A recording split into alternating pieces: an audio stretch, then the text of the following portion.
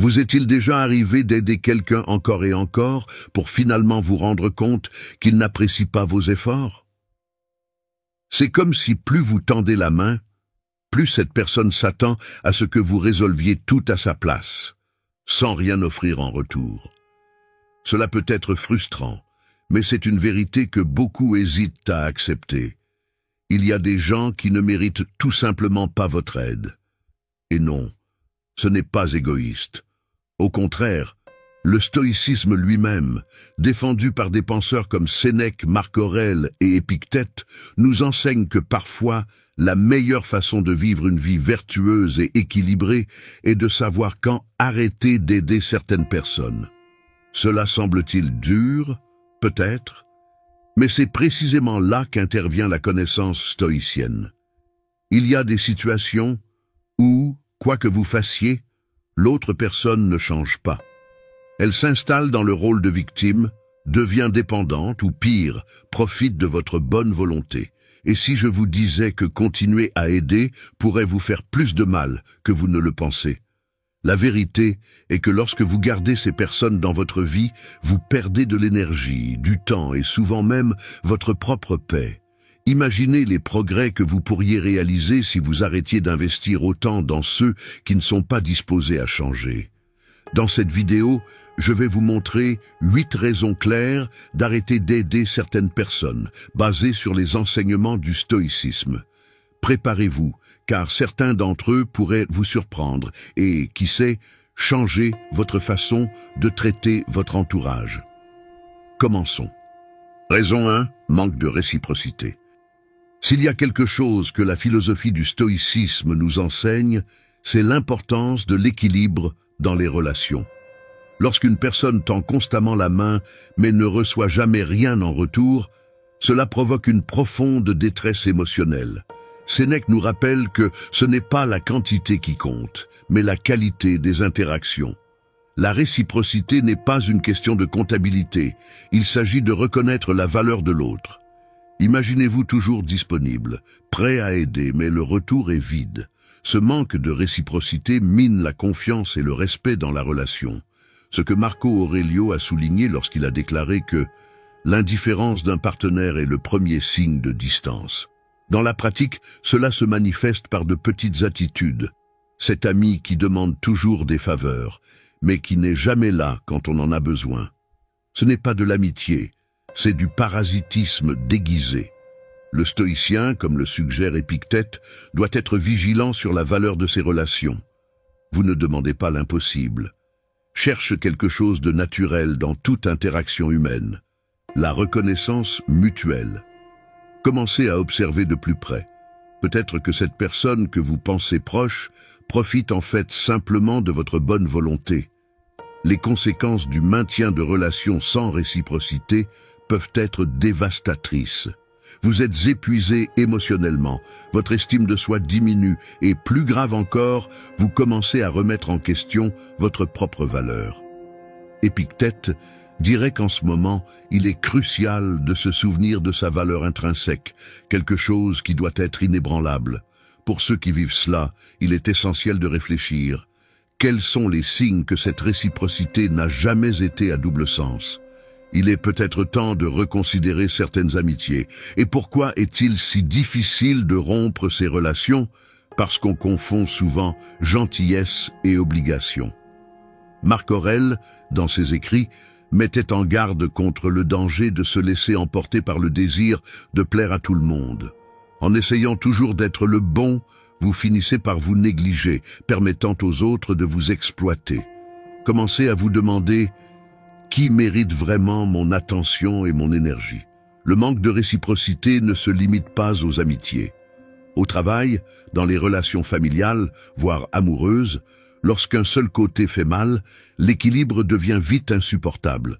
Un exemple classique est celui d'un collègue qui s'appuie toujours sur vous mais ne vous propose jamais d'aide. La solution? Fixer des limites claires. Comme un vrai stoïcien, vous n'avez pas besoin d'être impoli mais ferme. Une approche pratique peut être l'auto-analyse. Demandez-vous « Qu'est-ce que je reçois ?» Bien sûr, il ne s'agit pas du tout de rechercher des représailles, mais plutôt de comprendre si la relation se déroule de manière saine.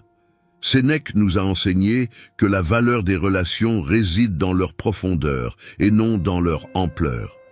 Si vous avez l'impression de donner toujours plus, il est temps de réfléchir à qui mérite votre temps.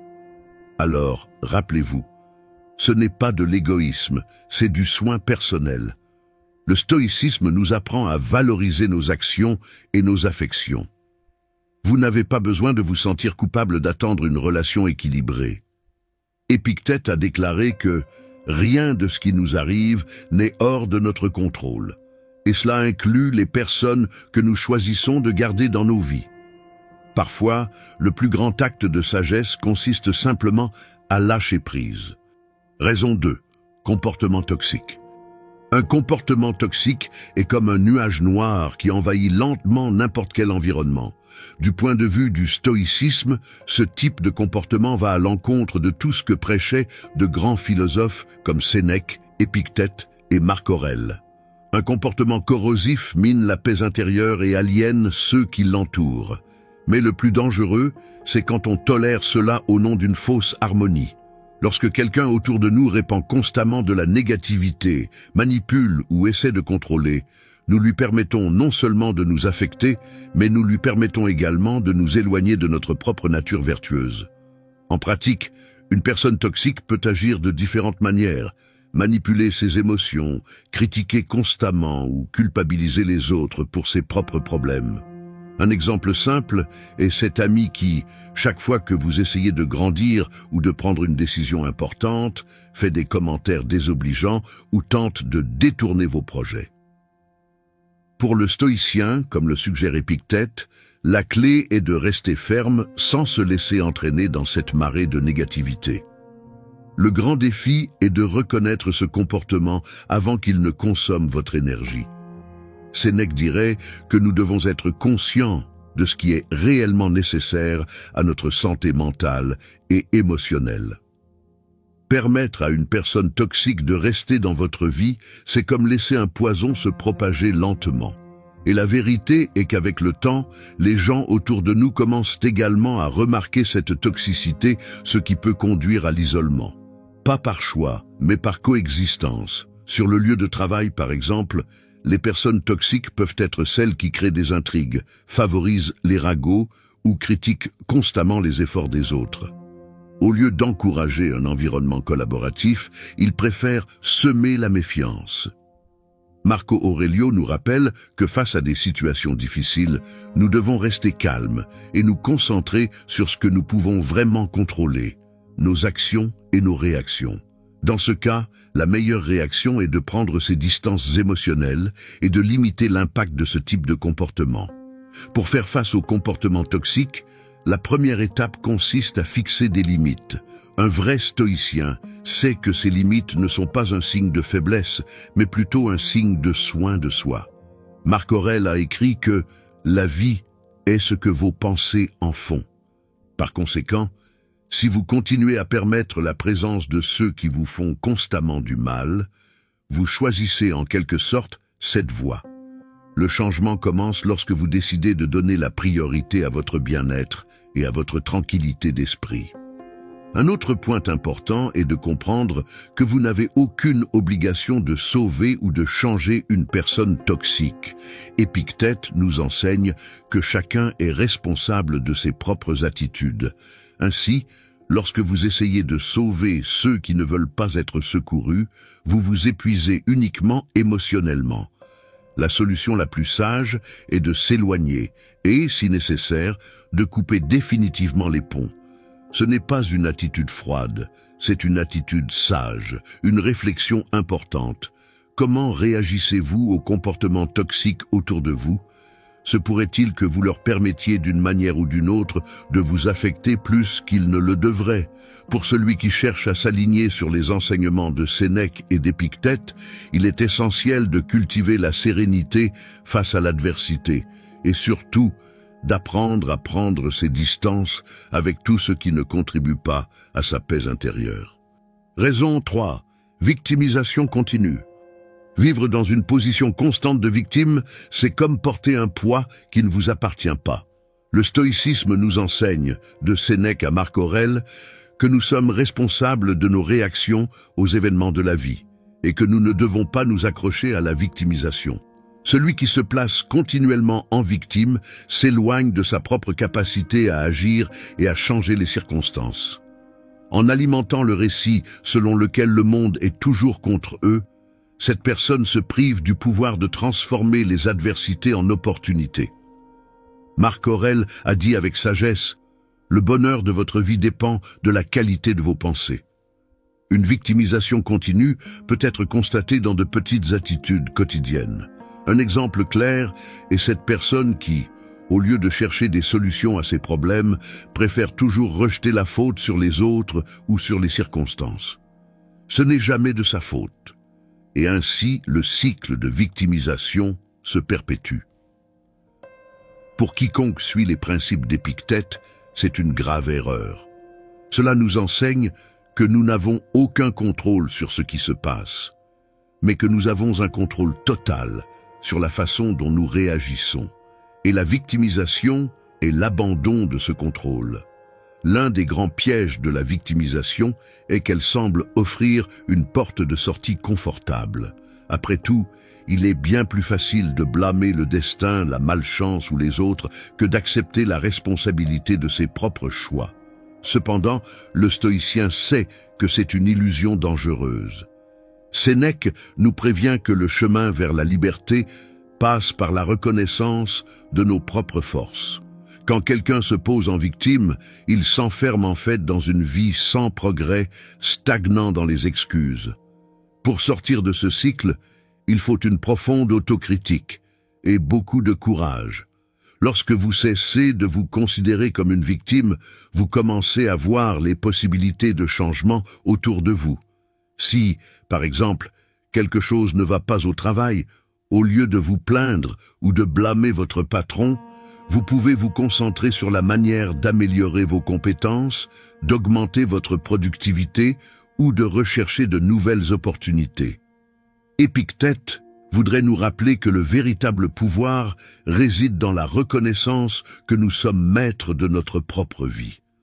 Dans la vie sociale, la victimisation continue éloigne également les gens. Personne n'aime être avec quelqu'un qui se plaint toujours, regrette et se rabaisse.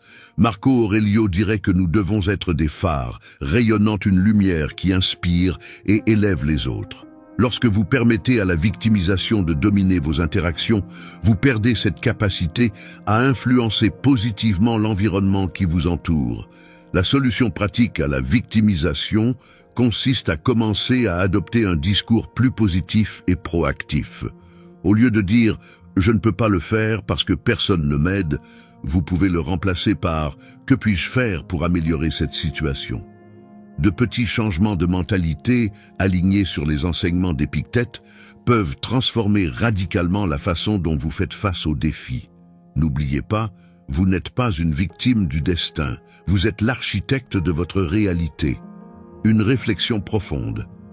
Vous êtes vous, d'une manière ou d'une autre, mis en position de victime dans certains aspects de votre vie.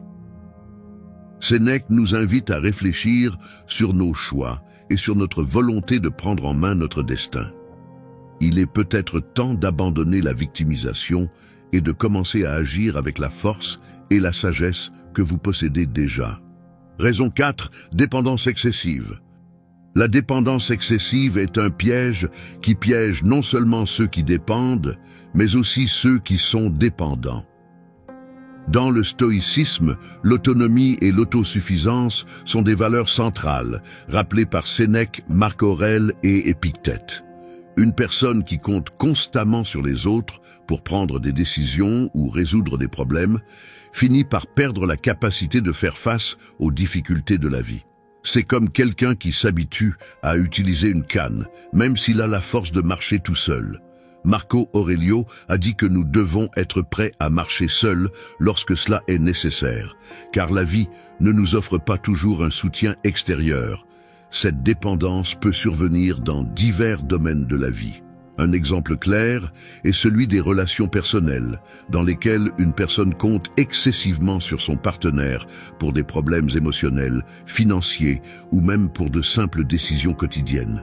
Épictète nous a mis en garde sur l'importance d'être maître de nous-mêmes.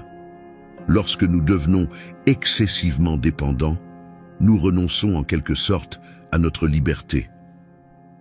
Pour ceux qui se trouvent dans cette situation, une réflexion simple pourrait être « Est-ce que je compte trop sur les autres pour faire ce que je devrais être capable de faire moi-même » Le problème de la dépendance excessive n'est pas seulement pratique, mais aussi psychologique.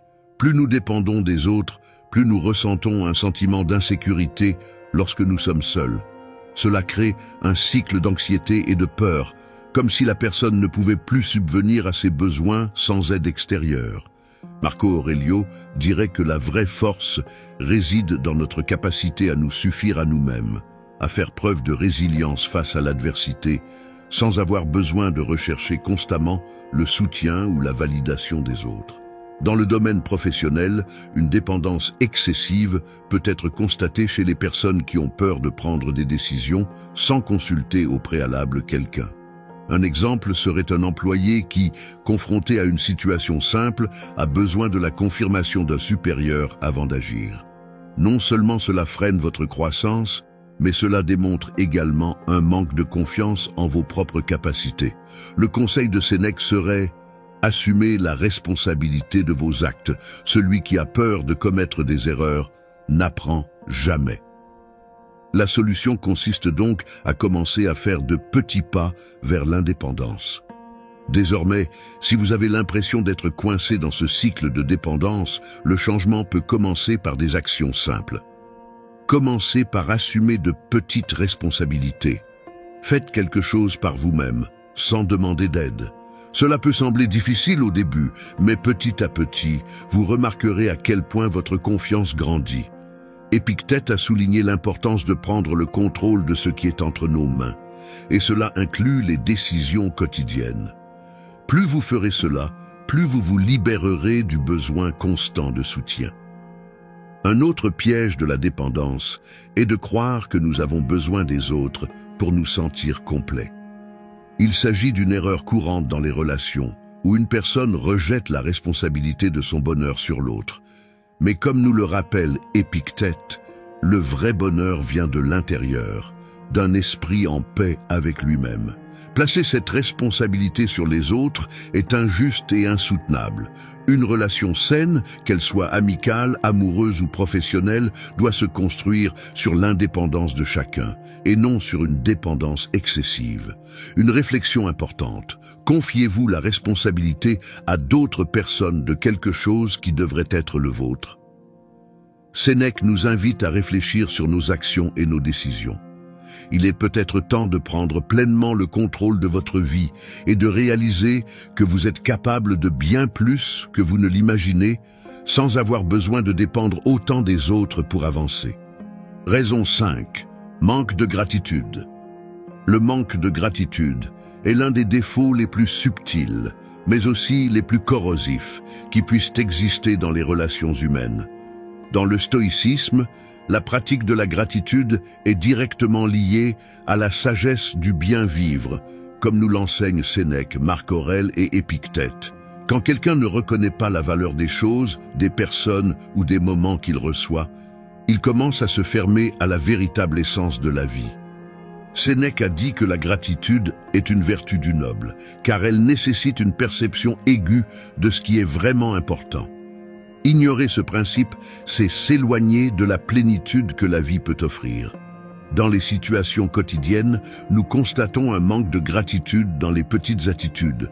Ce collègue qui ne reconnaît jamais les efforts des autres, ou cet ami qui reçoit toujours de l'aide, mais ne se souvient jamais de dire « merci ». Ces actions, aussi minimes soient-elles, érodent progressivement la confiance et le respect dans les relations. Pour les stoïciens, comme l'enseignerait Épictète, la gratitude n'est pas seulement une expression de politesse, mais une pratique quotidienne de reconnaissance de la valeur intrinsèque des choses et des personnes qui nous entourent. L'absence de gratitude est également profondément liée à l'insatisfaction chronique. Quand quelqu'un n'est pas reconnaissant pour ce qu'il a, il en cherche toujours plus, sans jamais se sentir complet. Marco Aurelio, dans ses méditations, a réfléchi sur la façon dont nous devrions être reconnaissants pour chaque petit cadeau que l'univers nous offre, du simple fait d'être en vie jusqu'aux opportunités d'apprendre dans chaque difficulté.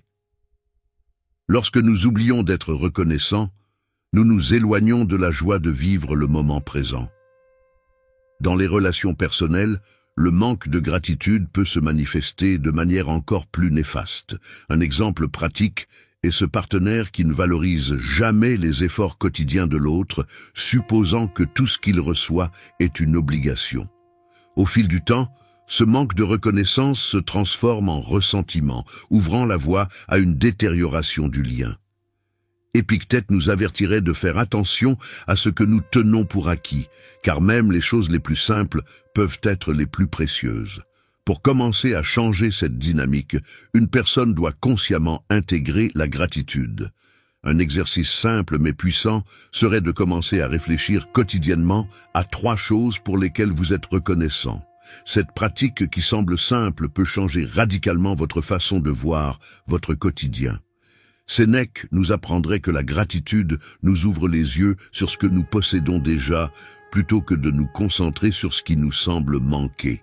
Et petit à petit, cette mentalité transforme non seulement la personne, mais aussi les relations qui l'entourent. Sur le lieu de travail, le manque de gratitude peut aussi être un obstacle majeur au progrès. Ceux qui ne reconnaissent pas les efforts de leurs collègues ou qui critiquent constamment sans jamais les féliciter finissent par créer un environnement de démotivation. Marc Aurèle rappellerait que, tout comme le corps a besoin de nourriture, l'esprit a besoin de reconnaissance. La gratitude, dans ce contexte, fonctionne comme un carburant émotionnel qui renforce les équipes et favorise la collaboration. Une question de réflexion. Avez-vous exprimé suffisamment de gratitude pour les choses et les personnes qui font partie de votre vie? Sénèque nous invite à ne jamais rien prendre pour acquis. Il est peut-être temps de s'arrêter, de regarder autour de vous et de réaliser à quel point vous avez déjà des raisons d'être reconnaissant avant de toujours chercher quelque chose de plus. Raison 6. Manque d'effort personnel. Le manque d'effort personnel est un poison silencieux pour la croissance personnelle et la réalisation de tout ce qui a du sens dans la vie.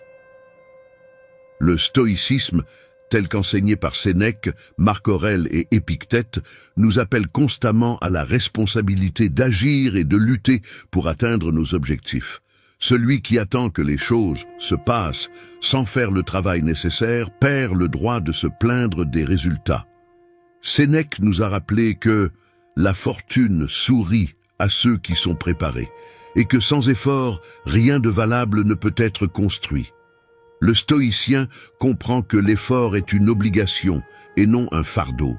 Dans les situations quotidiennes, il est courant de rencontrer des gens qui s'attendent à des miracles sans lever le petit doigt. Ils désirent la prospérité, le succès, de bonnes relations, mais ils ne se consacrent même pas aux actions les plus simples qui pourraient transformer leur réalité. Un exemple en est quelqu'un qui souhaite une promotion au travail, mais ne fait pas d'efforts pour acquérir de nouvelles compétences, n'investit pas de temps dans l'apprentissage ou l'amélioration de ses capacités. Marc Aurèle, avec sa sagesse pratique, dirait « Arrêtez de parler de ce que vous allez faire et commencez à agir ». L'action est le fondement de tout progrès. Le manque d'effort personnel se manifeste également lorsque quelqu'un s'attend toujours à ce que les autres fassent des choses à sa place. Cela se voit chez les personnes qui dépendent constamment des autres pour accomplir même les tâches les plus simples, sans chercher à apprendre ou à s'améliorer. Épictète, avec sa vision claire de l'autosuffisance, nous apprendrait que le véritable pouvoir réside dans la capacité de le faire soi-même, et non dans le fait de dépendre des autres pour de petites choses. L'effort personnel nous donne la liberté. Pour corriger ce manque d'effort, la première chose à faire est d'assumer l'entière responsabilité de sa propre vie. Au lieu d'attendre que quelque chose tombe du ciel, Vous devez commencer à planter les graines dès aujourd'hui. Si vous souhaitez améliorer vos finances, par exemple, la solution n'est pas d'attendre un héritage ou un coup de chance. Commencez à étudier les investissements, l'économie personnelle ou rechercher une nouvelle source de revenus. Sénèque nous apprendrait que chaque petit effort compte et que la constance dans l'action conduit inévitablement à la transformation. Dans le domaine relationnel, le manque d'effort personnel est également un frein. Si vous souhaitez entretenir une relation saine, vous devez y investir du temps, de l'attention et de l'énergie. La personne qui pense qu'une relation peut se maintenir sans dévouement verra cette relation s'affaiblir avec le temps. Le stoïcisme nous rappelle que tout ce qui en vaut la peine demande du travail. Marco Aurelio, dans ses réflexions, a mentionné que les plus grandes vertus, comme la patience, le courage et l'amour, ne se développent que grâce à un effort continu. Un autre aspect important est l'impact de ce manque d'effort sur l'estime de soi. Lorsque nous ne cherchons pas à obtenir ce que nous voulons, nous finissons par ressentir une sorte de vide intérieur. Épictète nous a rappelé que les êtres humains s'épanouissent dans le fait de surmonter les défis et de grandir. Lorsque vous évitez l'effort, vous évitez également le plaisir de réaliser quelque chose par votre propre mérite. Et c'est ce mérite qui apporte un véritable sentiment de valeur personnelle, de savoir que l'on est capable de surmonter n'importe quel obstacle. Maintenant, une question de réflexion. Avez-vous déployé les efforts nécessaires dans tous les domaines importants de votre vie? Marco Aurelio dirait qu'il ne suffit pas de vouloir, il faut agir avec conviction et persévérance. Il est peut-être temps d'évaluer vos priorités et, qui sait, de commencer à agir avec plus de détermination pour atteindre vos objectifs. Raison 7. Modèle répétitif de comportement négatif. Les comportements négatifs répétitifs sont comme des cercles vicieux qui, s'ils ne sont pas stoppés, finissent par façonner notre vie entière. Sénèque, Marc Aurèle et Épictète, avec leur sagesse stoïque, nous montrent qu'il est possible de briser ces cycles avec un esprit discipliné et une attitude vigilante.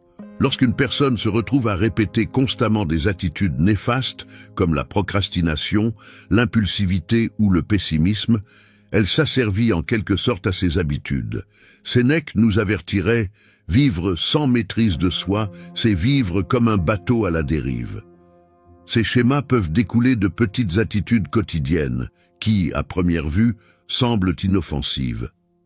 Un exemple pratique serait la personne qui réagit toujours avec colère à toute critique. Au fil du temps, cela devient un comportement habituel et les conséquences commencent à apparaître. Des relations usées, des opportunités perdues, une vie de plus en plus isolée. Épictète nous a enseigné que ce ne sont pas les choses qui nous dérangent, mais la vision que nous en avons. En répétant ces réactions, sans réflexion, nous permettons à nos émotions de nous contrôler, au lieu de contrôler nos émotions. Le problème des comportements négatifs répétitifs est qu'ils deviennent plus forts à chaque répétition. Marc Aurèle, dans ses méditations, a réfléchi à l'importance d'étouffer le mal dans l'œuf avant qu'il ne grandisse et ne domine. Plus une personne reste coincée dans ses habitudes, plus il est difficile de briser le cycle. Un exemple courant est la procrastination. Ceux qui tergiversent à plusieurs reprises reportent non seulement leurs tâches, mais aussi leur propre progrès. La solution, comme le conseille Marco Aurelio, est d'agir maintenant, sans remettre à plus tard ce qui peut être fait dans l'instant. Briser ces schémas nécessite un effort conscient et continu. Un exercice pratique consiste à identifier le moment exact où un comportement négatif commence à se manifester et, à ce moment-là, à prendre des mesures opposées. Si le problème réagit avec impatience, entraînez-vous à faire une pause avant de parler. Si le problème vient de la procrastination, engagez-vous à travailler pendant seulement 10 minutes sur ce qui doit être fait. De petits ajustements comme ceux-ci, au fil du temps, reprogramment l'esprit et aident à créer de nouvelles habitudes. Épictète nous apprendrait que la maîtrise de soi commence par la conscience de nos actions. Un autre écueil des schémas répétitifs de comportement négatif est l'habitude de blâmer les autres ou les circonstances pour ses erreurs. Lorsqu'une personne fait cela, elle évite la responsabilité de ses actes, ce qui la maintient coincée dans le cycle. Sénèque, avec sa sagesse pratique, dirait que la première étape pour progresser est de reconnaître son erreur. La solution est d'assumer l'entière responsabilité de sa propre vie, sans se réfugier dans des excuses. L'environnement peut également contribuer à ces cycles. Être entouré de personnes négatives ou se trouver dans des situations stressantes renforce constamment les mauvais comportements. Marco Aurelio nous encourage à choisir judicieusement les personnes que nous autorisons à entrer dans notre cercle social. Si nous sommes entourés de personnes qui se plaignent ou qui vivent dans le désordre, il nous est plus difficile de maintenir un esprit calme et un comportement positif. La solution pourrait être de s'éloigner des influences négatives et de rechercher des environnements plus constructifs. Une réflexion. Répétez-vous des schémas qui ne vous mènent nulle part. Épictète nous inviterait à regarder à l'intérieur et à demander « Quel genre de vie voulez-vous construire ?» Briser ces cycles est difficile, mais pas impossible. Et la première étape consiste à avoir le courage de reconnaître où ces schémas se manifestent. Raison 8. Manque de respect ou abus. Le manque de respect ou l'abus dans les relations interpersonnelles est un comportement qui détruit non seulement les autres, mais aussi le caractère même de ceux qui le pratiquent. Dans le stoïcisme, Sénèque, Marc Aurèle et Épictète nous enseignent que nous devons traiter chacun avec dignité, quelles que soient les circonstances. Le manque de respect, que ce soit par des paroles ou des actes, va à l'encontre du principe stoïcien de vivre en harmonie avec les autres. Comme nous l'enseignerait Épictète, personne n'a le droit de priver la paix d'autrui, et les abus sont encore plus graves car ils imposent des souffrances et limitent la liberté d'autrui. Malheureusement, il est très courant de constater des exemples de manque de respect dans la vie de tous les jours. Un exemple est une personne qui interrompt constamment les autres dans une conversation, montrant peu ou pas d'intérêt pour ce que l'autre personne a à dire. Ce type d'attitude démontre un manque de considération et d'empathie. Marco Aurelio dirait que nous devons toujours nous souvenir de notre propre fragilité et des difficultés auxquelles chacun est confronté, et par conséquent, nous devons agir avec compassion et patience. Le manque de respect, qu'il soit subtil ou explicite, est le symptôme d'un manque de contrôle sur soi-même. La maltraitance, quant à elle, peut se manifester de plusieurs manières, émotionnellement, physiquement ou verbalement. Tout type d'abus est une violation des principes fondamentaux du respect de la dignité humaine et n'a pas sa place dans une vie qui recherche les vertus, comme le prêchait Sénèque. Il nous avertirait qu'une vie basée sur la maltraitance et le manque de respect est une vie loin de la véritable paix intérieure. Celui qui abuse montre en fait sa propre faiblesse et son manque de contrôle sur ses passions. Une façon de corriger le manque de respect est de commencer à pratiquer l'écoute active. Faites vraiment attention à ce que dit l'autre personne avant de répondre. Si vous avez tendance à parler grossièrement ou de manière agressive, essayez de faire une pause avant de réagir. Épictète nous rappellerait que nous avons le contrôle de nos réactions et que nous pouvons toujours choisir la réponse qui correspond le mieux à notre vraie nature.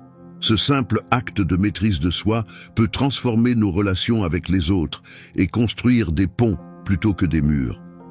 Dans l'environnement familial, le manque de respect peut se manifester de manière plus subtile mais tout aussi destructrice.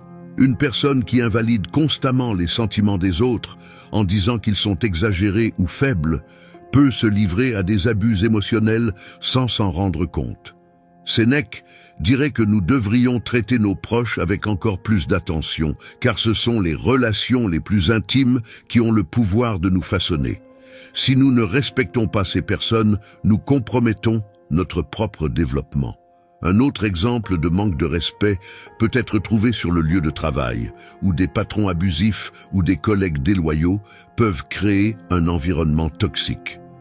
Marco Aurelio, dans ses réflexions, nous encourage à être un exemple de vertu, même lorsque nous sommes entourés de comportements négatifs. Au lieu de réagir de la même manière, il nous dirait de rester ferme sur nos valeurs, en agissant toujours avec dignité. Cela ne signifie pas accepter les abus, mais plutôt avoir la force de réagir équitablement sans perdre le contrôle de soi. Enfin, une réflexion.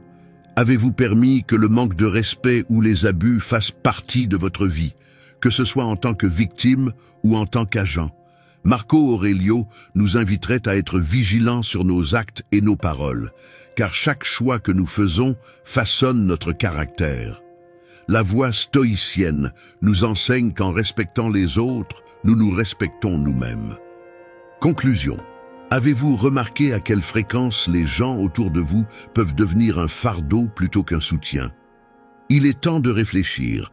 Avez-vous vraiment besoin de continuer à aider ceux qui ne font qu'apporter manque de respect et dépendance? Le stoïcisme nous enseigne que prendre soin de soi et préserver notre énergie sont essentiels pour une vie équilibrée et vertueuse. Pensez aux relations que vous entretenez et demandez-vous, est-ce qu'elles vous élèvent ou vous tirent vers le bas? Le changement commence lorsque l'on décide de donner la priorité à ceux qui le méritent vraiment. Alors, que diriez-vous de commencer à appliquer ces principes dès maintenant? Identifiez les personnes qui n'apportent rien de positif dans votre vie et faites un effort conscient pour vous éloigner d'elles. C'est un acte de courage et d'amour-propre, pas d'égoïsme. N'oubliez pas que la vie est courte et que le temps est une ressource précieuse. Investissez dans ceux qui apprécient vos efforts, ceux qui veulent vraiment grandir et évoluer. Si vous êtes arrivé jusqu'ici, écrivez « Balanced Life » dans les commentaires pour montrer que vous êtes un gagnant qui a terminé la vidéo. N'oubliez pas d'aimer, de vous abonner et d'activer les notifications pour plus de contenu comme celui-ci. Partagez cette vidéo avec ceux qui pourraient la trouver utile. Gros bisous et à la prochaine fois.